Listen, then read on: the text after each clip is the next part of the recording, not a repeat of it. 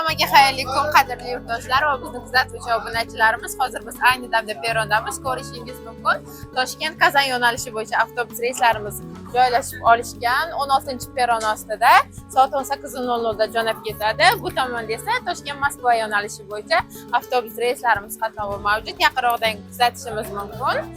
Toshkent Moskva yo'nalishi bo'yicha yo'lovchilarimiz da birozdan so'ng ko'rsatma jarayonlari bo'lib o'tadi. Yo'lovchilarimizdan qisqacha suhbat jarayonini olib boramiz. Assalomu alaykum. Qaysi yo'nalish bo'yicha ketyapsiz? Moskvaga ketyapman. Moskvaga bilet narximizni qanchadan xarid qildingiz? 865. 865 ming. Kassadan oldingizmi yoki ofisdan? Yo'q, kassadan. Kassadan oldingizmi? Oldin ham avtobus reyslarimizdan foydalanganmisiz? Yo'q, endi men birinchi marta boryapman. Birinchi martami? Bo'ldi, hozir qulayliklar haqida tanishib chiqasiz. Rahmat sizga, yaxshi yetib oling. Rahmat. Rahmat. Assalomu alaykum.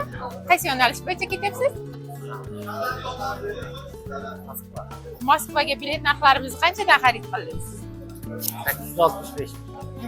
Oldin ham avtobus reyslarimizdan foydalanganmisiz? Yo'q, birinchi. Sizga ham birinchi martami? Qonuniymikan? Qonuniymikan? Qonuniy davlat tomonidan qo'yilgan avtobus reyslarimiz Qozog'iston bilan 5 yilga hamkorlikda tuzilgan. Daraklar bormi yo'q? Bor, javob beramiz. Kecha ko'rdingiz-ku, bu vaqtda ko'tarib.